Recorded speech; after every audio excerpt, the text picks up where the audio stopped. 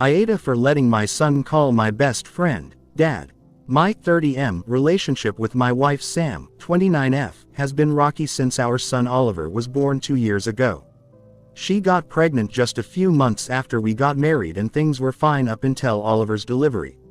I assume it was postpartum depression. Sam never sought out a specific diagnosis, but after he was born it was like she just couldn't care less about our child. We hadn't planned to have children so early into our marriage and it was scary, but I can't describe to you the all-encompassing love that comes with being a parent. The fear was worth it for me. It still is and always will be. Throughout Oliver's life, but especially that first year, I was essentially acting as a single parent. The only help I had, and I don't mean for that to sound diminishing because this man is a godsend, was my best friend, Matt 33M. The plan was for Oliver to be breastfed, but my wife had no interest in it after he was born. I was the one changing diapers and mixing up formula for bottles, and being in the house we shared felt so oppressive. Like the joys of bonding with my son were being sucked out of me because of the energy there. So I would take Oliver to Matt's. I don't want to ramble on for too long, but there have been exactly 0 times in life where Matt hasn't shown up for me. I've known him since I was 19 and can safely say that even after all that time. But this is the most wonderful thing he's given me. I could sleep soundly knowing my baby would be taken care of. I had a place of refuge. He is so good with Oliver and is my shoulder to cry on. I don't think I'll ever be able to repay him, but I'm definitely trying every single day. Things with my wife have kind of started to look up, but recent events have sent us in a huge downward spiral. Oliver was having some speech delays, but he's been really picking things up as his 3rd birthday nears. He's babbled DadAITA towards Matt and I for a while now, but Daddy has since been added to his vocabulary, and that is used to refer to us both. I have never corrected him. I checked in with Matt to make sure he was fine, and he said he was honored to be bestowed with such a title. Sam got to hear this recently when I was on FaceTime with Matt, and she basically went ballistic. As much as I hate to admit it, I did say he was more of a parent than she had been, which, while true, is hurtful. I need outside opinions on this. AITA for allowing him to call him Dad. Update.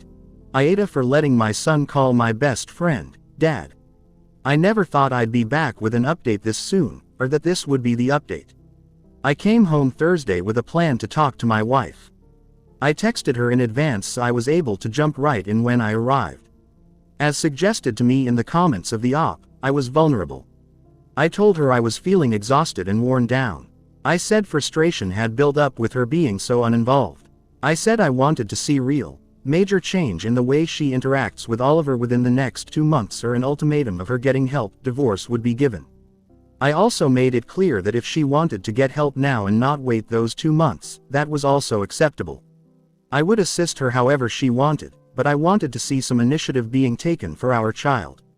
At first, I was met with anger. Eventually we were able to have a genuine conversation where she admitted that she didn't feel maternal at all. She felt I had pushed her too hard to have Oliver when she got pregnant, and she often wonders what our life would be like she had made a different choice. Obviously this was all hard for me to hear. Resentment was building up on both sides, but did it have to build for nearly 3 years? I can't help but feel like it was mostly her responsibility to bring up this conversation. My frustration was over her treatment of our son. Her frustration was over us having a son at all. I can't even fathom a world without Oliver in it, while she was pondering what our life looks like if he never existed. It's been a few days since the conversation, and I'm still feeling a lot. I feel sad for her. I'm very angry for my son and I that the last 3 years could have looked different, saved us from so much pain and exhaustion and negative emotion. It doesn't feel fair. She and I are going to start the divorce process soon. I'm hoping that it will remain civil. I called my parents to update them on the situation. They've been unconditionally supportive of me and were ready to jump into action mode to help. They will financially support us for the time being, and offered us a place to stay. Matt and I discussed it and we don't think that's a viable option. Oliver is already going through a big life change, so taking him out of state to a house he's unfamiliar with would be harmful. It would also complicate things during the divorce. We're moving in with Matt. On top of all the practical reasons why it makes sense, Matt expressed that he would hate for us to be so far from him, that anywhere he is would always be a home for Oliver and I. We still have a lot of things to pack, but we've been here since that conversation. Oliver was already used to life here, so the transition has been smooth. I have a lot of emotions to work through and plan on starting therapy soon. Edit. The mentions of coercion and force are ridiculous. Sam has never said outright that she didn't want a child. In fact, we had conversations prior to marriage about starting a family together.